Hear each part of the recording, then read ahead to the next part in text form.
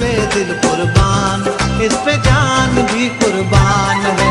तेरा पाकिस्तान है, ये मेरा पाकिस्तान है।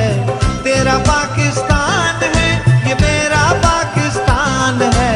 इस पे दिल कुर्बान, इस पे जान भी कुर्बान है।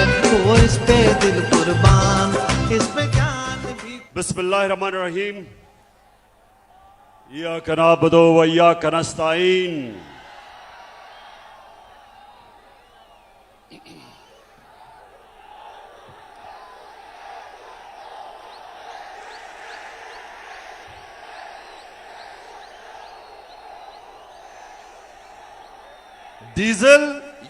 डीजल या मेलू? मेलू क्या है?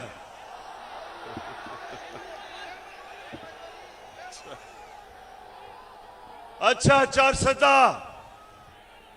चारसदा मैं आपका इस शानदार इस्तकबाल का आप सबका दिल से शुक्रिया अदा करता हूं। बहुत बहुत शुक्रिया चारसदा। मेरे पास अब आधा घंटा है। मगरिब से पहले आधा घंटा है, उसके बाद आपने चले जाना है। तो मैं ये चाहता हूं कि मैं आज आपसे आधे घंटे में अपनी मुल्क का सूरत हाल रखूं और आप सबको तैयार करूं कि मेरी कौम ने जब मैं आपको कॉल दूंगा, चारसदा आपने मेरे साथ हकीकी आजादी के लिए निकलना है। तो सबसे पहले चारसदा, सबसे पहले मेरा ये ईमान है, मेरी सियासत नहीं, मेरा ईमान है कि वो कौम, मुसलमान कौम, जब तक ला इलाहा इल्लल्लाह का मतलब समझते नहीं और अपने दिल में ला इलाहा इल्लल्लाह को नहीं जानती, वो कौम हकीकी तौर पे आजाद नहीं हो सकती। जब तक वो जो अल्लाह से दावा करती है कि अल्लाह तेरे सिवा हम किसी के सामने नहीं झुकेंगे, ये दावा होता है आजादी का।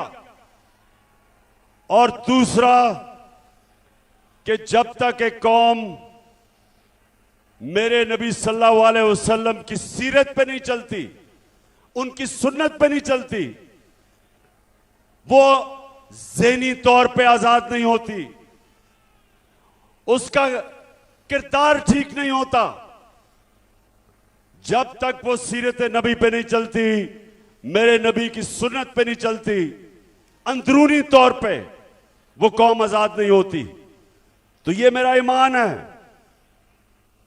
कि हमने पाकिस्तानियों अपने आप को ला इलाहा इल्लल्लाह से आजाद करना है।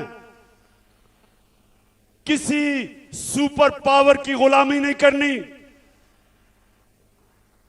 किसी के खौफ से उनकी जंग में शिरकत नहीं करनी। जो पख्तूनख्वा ने सबसे ज्यादा कुर्बानी दी कि हमारा हुक्मरान खौफजदा होके हमें उसने अमरीकनों की जंग में शिरकत करवा के 80,000 पाकिस्तानियों की कुर्बानी दी, जिधर पख्तूनख्वा ने सबसे ज्यादा कुर्बानी दी। तो जो मैं आजादी की बात करता हूं,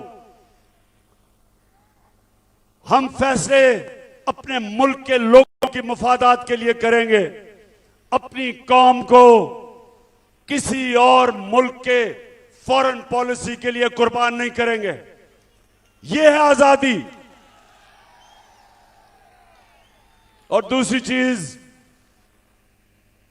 कुरान में अल्लाह कहता है जो लोग ईमान ले आए अल्लाह उनके खौफ दूर कर देता है। जो मेरे नबी सल्लल्लाहु अलैहि वसल्लम की सुन्नत पे चलते हैं, ज़हनी तौर पे आजाद हो जाते हैं, खौफ का बुत तोड़ देते हैं। और जब तक एक इंसान अपने खौफ के ऊपर काबू नहीं पाता, वो बड़ा इंसान नहीं बनता। यहां बड़े नौजवान हैं, नौजवानों,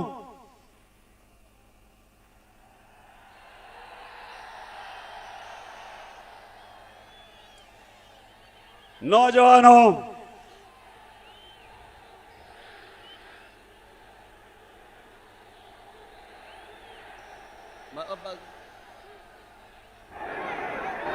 नौजवानों, मैं जब क्रिकेट खेलता था,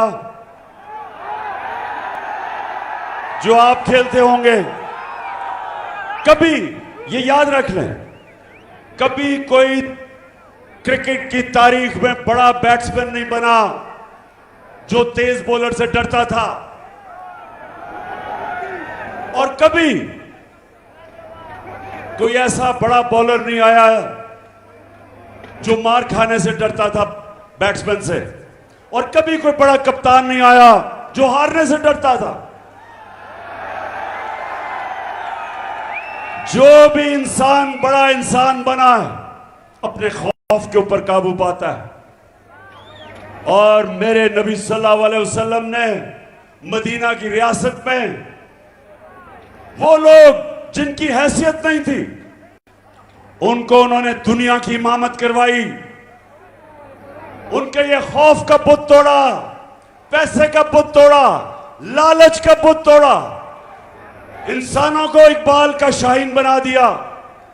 तो ये सबसे पहले नौजवानों, मेरा पहला आज जो मैं आपके पास आया हूं, हमेशा ये मेरी बात याद रखना कि जब एक कौम उठती है,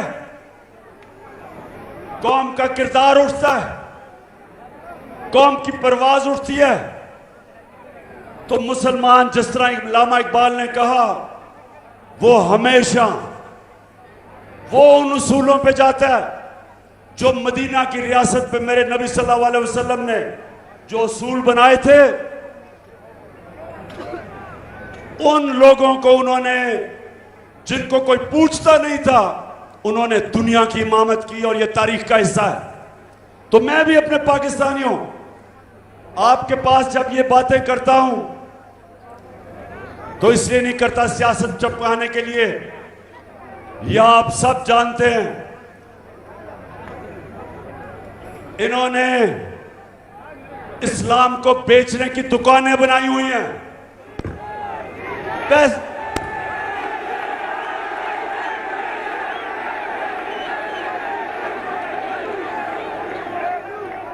फजलुर रहमान को पैसा दो, कोई भी फतवा डलवा लो।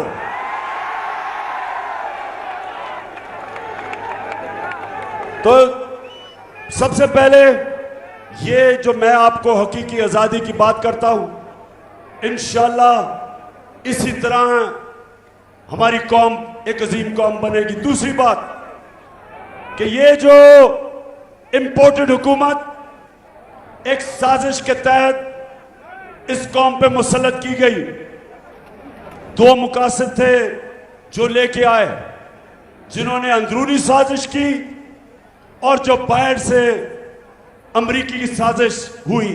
दो मुकासद थे। वो ये चाहते थे अमरीका कि यहां ऐसे हुक्मरान आए जो जब उनको हुक्म करें तो उनको जूते पॉलिश करें।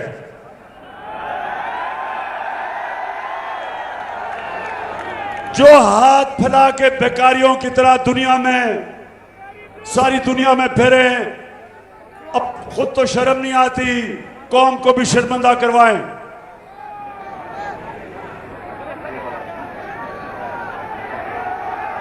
मैं जरा चारसदा, ये जरा आप स्क्रीन के ऊपर ये जरा देखें कि क्या ऐसा लीडर आ सकता है जो कि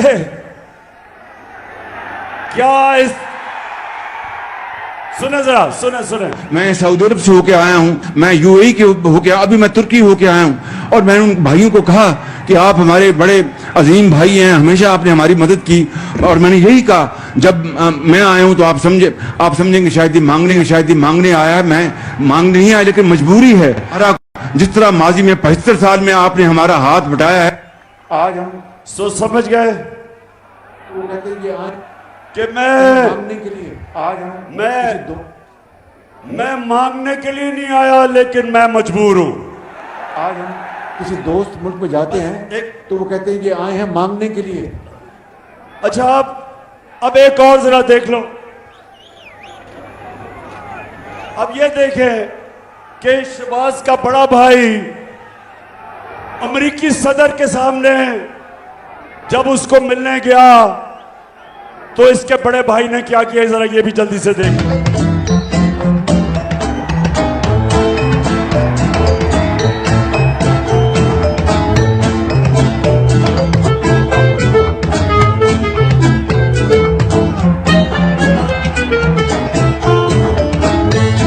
I thank you once again and look forward to welcoming you and Mr. Obama and Mrs. Obama in Pakistan.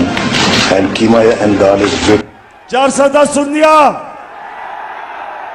अमेरिकी सदर के सामने इतना खौफजदा कि कहीं गलती ना हो जाए, कि जिस तरह बच्चा हेडमास्टर के पास बैठा हुआ है, गलती ना हो जाए, कि पढ़ के कह रहे हैं कि सदर साहब बहुत बहुत शुक्रिया आपका, पढ़ के कह रहा है। मैं ये आपको इसलिए कह रहा हूं कि ये अल्लाह ने हमारा जो मुल्क बनाया है, ला इलाहा इल्लल्लाह पे एक अजीम मुल्क बनाया था। इस तरह के लोगों ने आज इस कौम को दुनिया के सामने हमें शर्मिंदा करवाते। हरे पासपोर्ट की इज्जत नहीं, क्योंकि जो हुक्मरान अपनी कौम की इज्जत नहीं करते, दुनिया उसकी कौम की इज्जत नहीं करता। तो मेरी पाकिस्तानी और 410 नौजवानों, इंशाअल्लाह हमने इसी पाकिस्तान को एक अजीम कौम बनाना है, और इसी कौम को, यही पाकिस्तानियों को इंशाअल्लाह एक वो कौम बनाना है कि जब यहां 410 के नौजवान दुनिया में कहीं बाहर, कहीं भी बाहर जाएंगे, लोग उनको देख के कहेंगे कि ये पाकिस्तानी आ रहा है, ये है पाकिस्तानी। जिस तरह एक दफा जब पहली दफा मुसलमान ताजर गए इंडोनेशिया और मलेशिया, कोई मुसलमान फौज नहीं गई थी। मुसलमान ताजरों के किरदार को देख के, वो सादिक और अमीन थे, उनके किरदार को देख के इंडोनेशिया और मलेशिया के लोग मुसलमान हुए। वो इंशाल्लाह एक दिन आएगा कि मेरा जब पाकिस्तानी दुनिया में जाएगा, लोग कहेंगे ये देखे, ये है मुसलमान, ये है उम्मत नबी सल्लल्लाहु अलैहि वसल्लम की।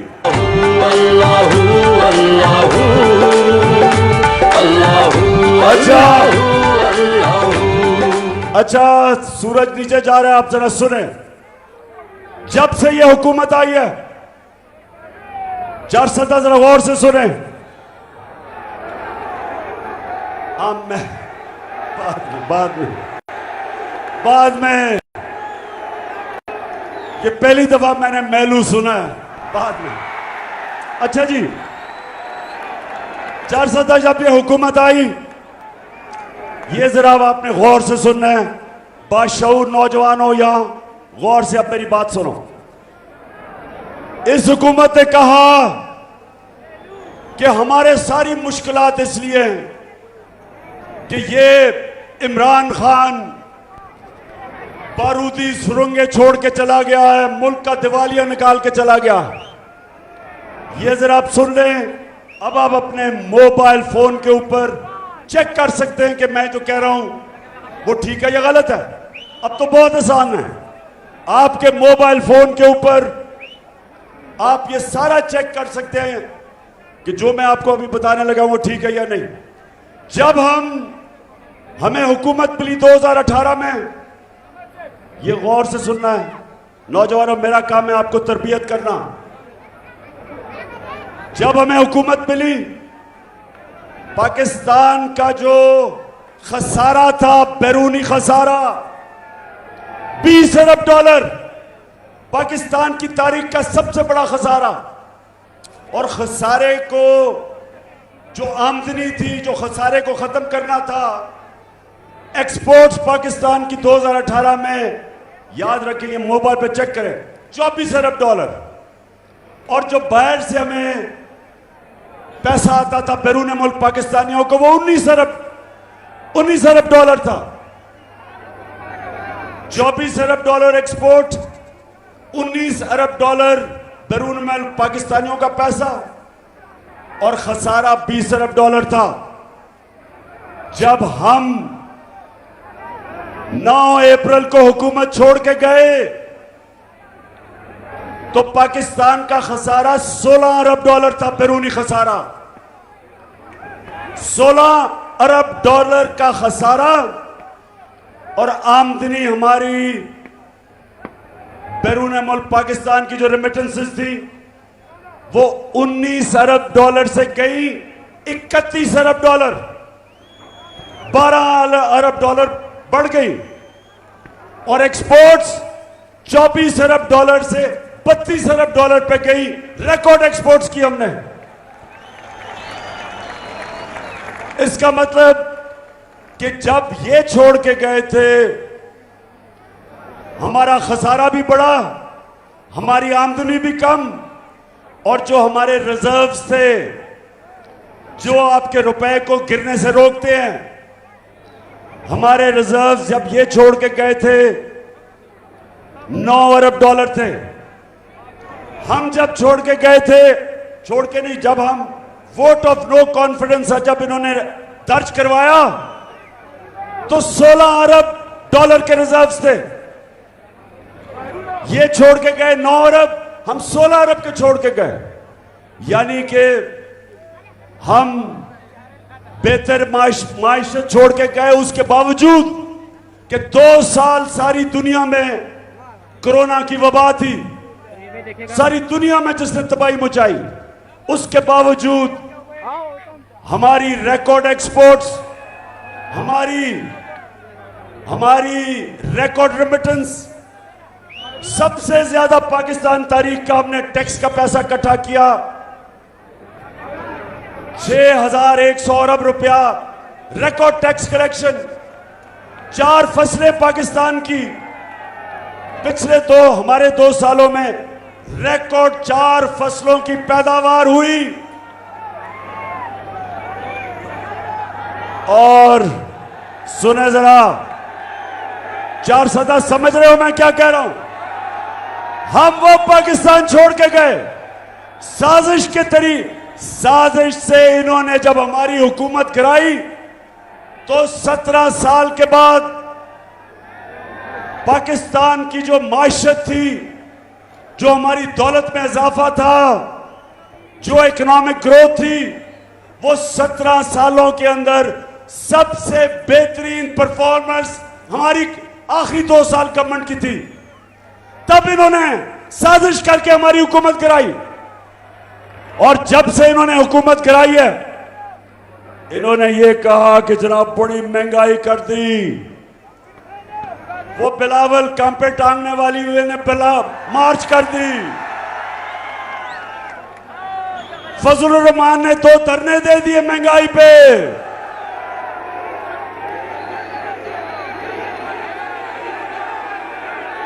हमने कोई FIR नहीं काटी, कोई कंटेनर नहीं रखे। मैंने तो बल्कि दावत दी कि आ जाओ इस्लामाबाद, अगर तुम्हें मुश्किल पड़े तो मैं तुम्हें खाना पीना भी पहुंचा दूंगा। तो वो जब हमारी हुकूमत इन्होंने गिराई, 17 साल के बाद हमारी इकोनॉमी बेहतरीन ऊपर जा रही थी। और ये पहली हुकूमत जो गिराई, कोई करप्शन का केस ना इमरान खान के ऊपर ना वजीरों पे था। जब ये चोरों ने हमारी हुकूमत गिराई, साजिश के तहत। और इन्होंने क्या किया, आते साथ ही अपने करप्शन के केसेस खत्म करने शुरू किए। नैब के अंदर अमेंडमेंट की, 1100 अरब रुपया जो अवाम का चोरी किया हुआ था वो इन्होंने माफ करवाना शुरू किया। अभी पता चला कि रमजान शुगर मिल शहबाज शरीफ की वो भी अब करप्शन का केस माफ हो रहा है। FIA के अंदर शहबाज शरीफ और इसके बेटे को सजा होनी थी।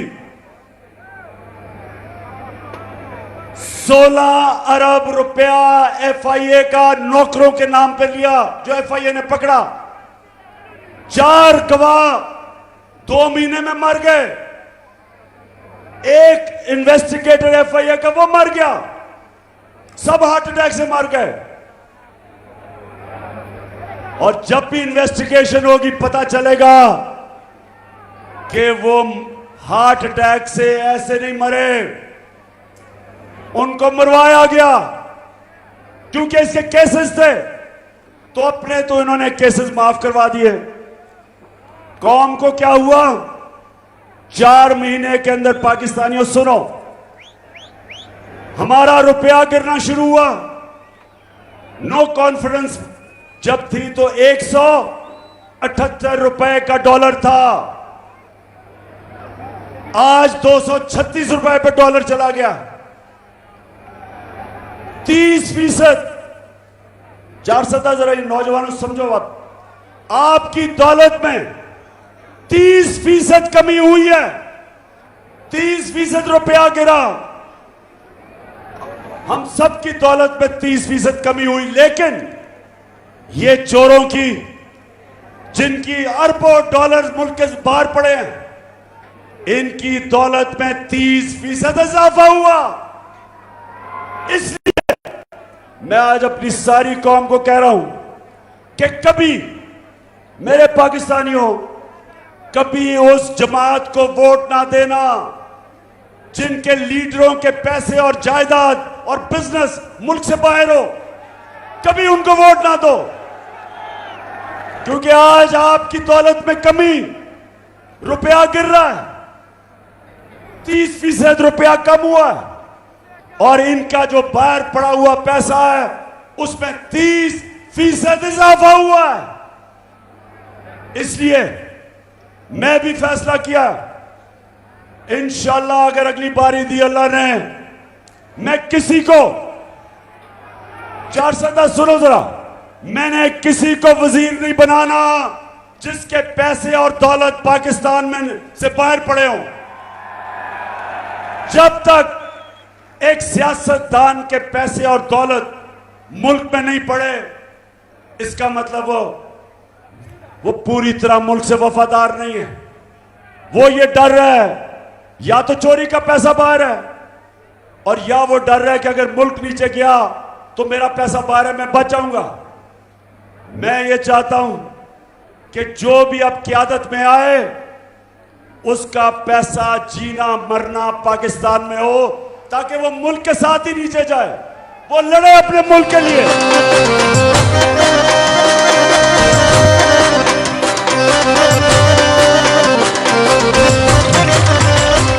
चार सदा वक्त कम है, अब जरा सुने इन्होंने क्या किया जब से आए। हम जब सुने 400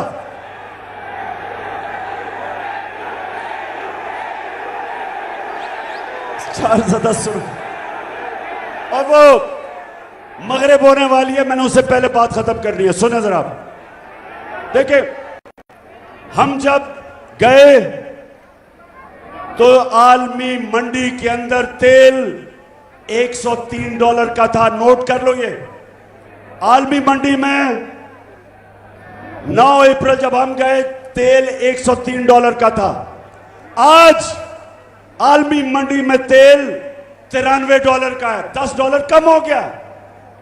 लेकिन जब हम थे तो पेट्रोल 150 रुपए लीटर था, आज 236 रुपए लीटर है। और 400 फजल रहमान 145 रुपए लीटर था। आज फजल रहमान की कीमत 250 रुपए लीटर है। इसका मतलब 400, इसका मतलब कि आलमी मंडी में तेल की कीमत कम, पाकिस्तान के लिए तेल, डीजल और पेट्रोल की कीमत ज्यादा। बिजली, जो आज लोगों को बिजली के बिल आ रहे हैं, हम जब हुकूमत में थे 16 रुपए यूनिट थी बिजली की कीमत, आज 36 रुपए दुगनी हो चुकी है। आज टैक्स मिला के 50 रुपए यूनिट से ऊपर चली गई है, 3 गुना ज्यादा बढ़ गई है। ये आए थे महंगाई के ऊपर, महंगाई के सारे रिकॉर्ड तोड़ दिए इन्होंने। और फिर किसानों के लिए, जरा किसानों के लिए मैं बताऊं, हम जब थे 8.5 रुपए यूनिट था ट्यूबवेल के ऊपर बिल, 8.5 रुपए यूनिट, आज 36 रुपए यूनिट है, 3 गुना से भी ज्यादा, 3 गुना से भी ज्यादा ट्यूबवेल पे किसानों की कीमत बढ़ गई है।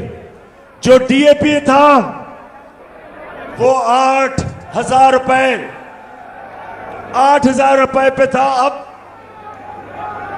अब 8,000 रुपए से 14,000 रुपए पे चला गया। पोटैश 4,000 रुपए थी, आज 16,000 रुपए चली गई। और आज किसानों का जो सबसे ज्यादा पैसा हमारे दौर पे बनाया था, आज किसानों के खर्चे इतने हो गए, आज खर्चे इतने ऊपर चले गए। और ये जो किसान 21 तारीख को मुजाहरा कर रहे हैं, मैं आप सबकी पूरी हिमायत करता हूं, किसानों की पूरी हिमायत करता हूं। अच्छा, 400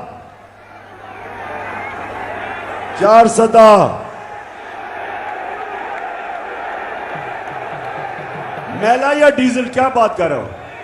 अच्छा, 400 5 मिनट रह गए, सुने आप। हमने अपने मुल्क में, गौर से जरा सुन लें, ये जो हुकूमत जिस तरफ जा रही है, आईएमएफ क्या कह रहा है, वर्ल्ड बैंक क्या कह रहा है, वो कह रहे हैं कि यह हुकूमत माइशत नहीं संभाल सकती। एक तरफ महंगाई इस्पान पे और दूसरी तरफ हमारी सनत, हमारी इंडस्ट्री नीचे जा रही है, इंडस्ट्री बंद हो रही है, बेरोजगारी बढ़ रही है, किसानों की वैसे मुश्किलात है।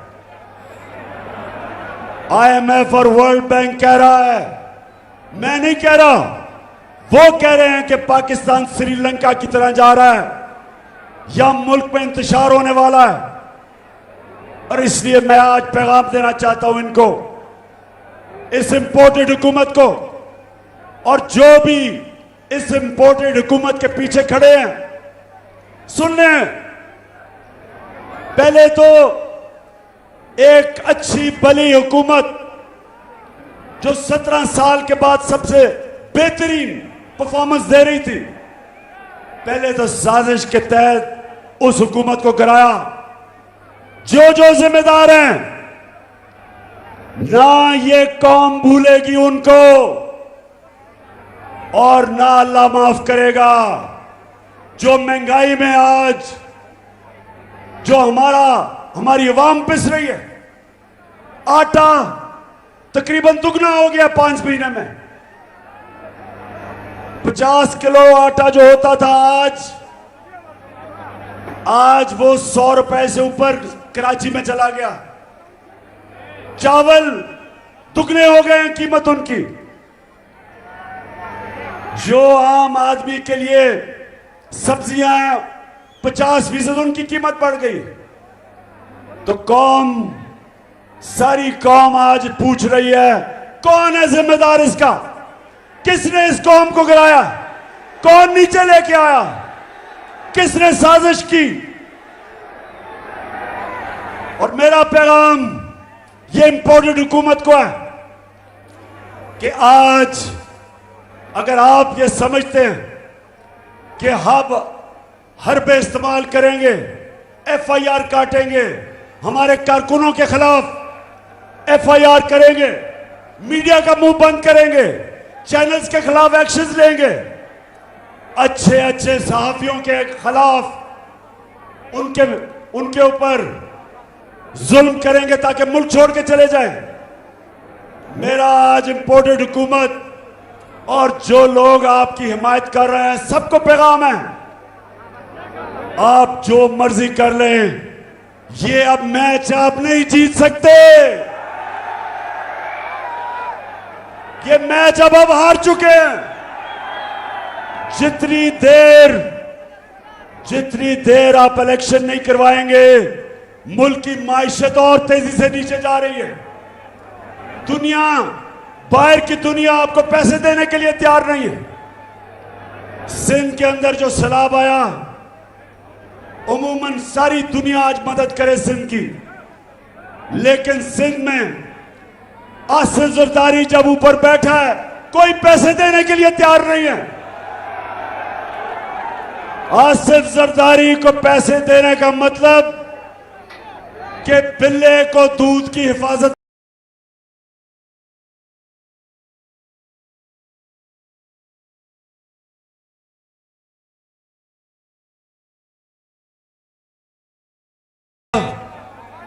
मैं वैसे आपको आज मैं चारसदा देख के आया हूं। सारा इलाका जो खास तौर पे मकई की फसल तबाह हुई, कई जगह गन्ने की फसल तबाह हुई, मैं खुद देख के आया हूं।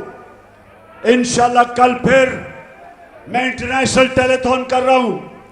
10 अरब रुपया अल्लाह के फजल से इकट्ठा कर चुका हूं और पैसा इकट्ठा करूंगा।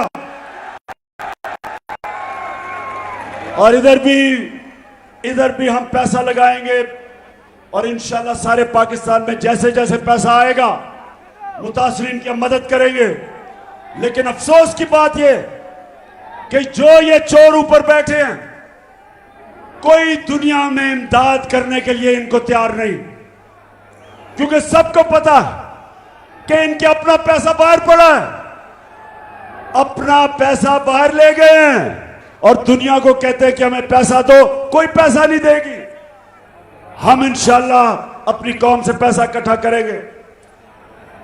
और मैं दूसरी चीज इस हुकूमत को कहना चाहता हूं कि आपकी सारी कोशिश है कि ऑपोजिशन हमें दबाया जाए, मीडिया को दबाया जाए, लेकिन मुल्क के हालात आपसे संभाले नहीं जा रहे। मलाकंड के अंदर लॉ एंड ऑर्डर सिचुएशन शुरू हो गया। पख्तूनख्वा की पुलिस पूरी कोशिश कर रही है, लेकिन फेडरल गवर्नमेंट को अब सामने आना चाहिए और अपनी ड्यूटी पूरी करनी चाहिए, बजाय इसके कि सिर्फ कोशिश करें कि किसी तरह इमरान को दहशतगर्द बना दें या फलाना केस कर दें या जो भी केस कर दें। आपका काम है कि बड़ी यहां लोगों ने कुर्बानियां दी हैं, पख्तूनख्वा के लोगों ने बड़ी कुर्बानियां दी हैं, इसलिए आपकी जिम्मेदारी है कि लॉ एंड ऑर्डर सिचुएशन जो बिगड़ता जा रहा है, खास तौर पे हमारे कबायली इलाकों में और मलाकंड में, ये आपकी जिम्मेदारी है। और मैं आखिर में चारसदा, मैं आखिर में आपका दिल से शुक्रिया अदा करता हूं।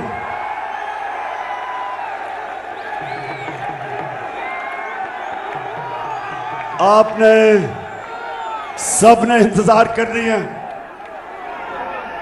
सबने इंतजार करनी है।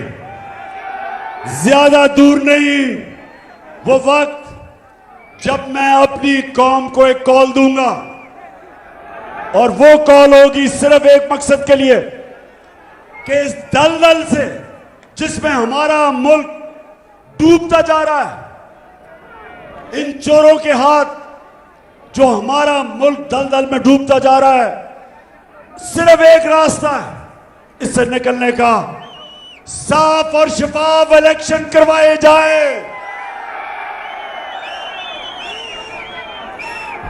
और अगर ये कोई समझता है कि आज ये अवाम, ये जो अवाम सारी है पाकिस्तान की अवाम एक आवाज से कह रही है कि इंपोर्टेड हुकूमत नामंजूर।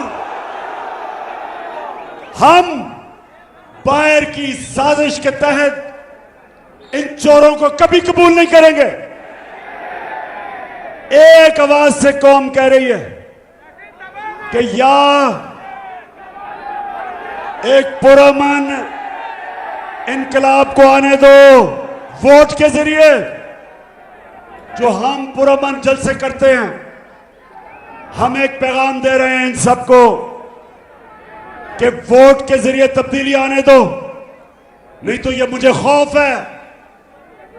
और वर्ल्ड बैंक भी ये कह रहा है, IMF भी ये कह रही है कि मुझे ये खौफ है कि जो अगर आपने पुरअमन इनकलाब का दरवाजा रोका तो वो इनकलाब आएगा यहां जो गेम सबके हाथ से निकल जाएगी। वो इनकलाब आएगा जो मुल्क को नुकसान पहुंचाएगा। और इसलिए अभी भी वक्त है और एक ही रास्ता है, एक ही रास्ता है साफ और शफाफ इलेक्शन का, और कोई दूसरा रास्ता नहीं है। और चार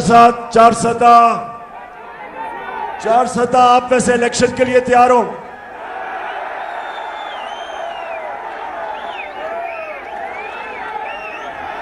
इंशाअल्लाह मैं फिर से 4 सदा, मैं जिस तरह आज आपने मेरा इस्तकबाल किया, जिस तरह आपने मुझे इज्जत दी, मैं हमेशा याद रखूंगा, आपको नहीं भूलूंगा। पाकिस्तान जिंदाबाद।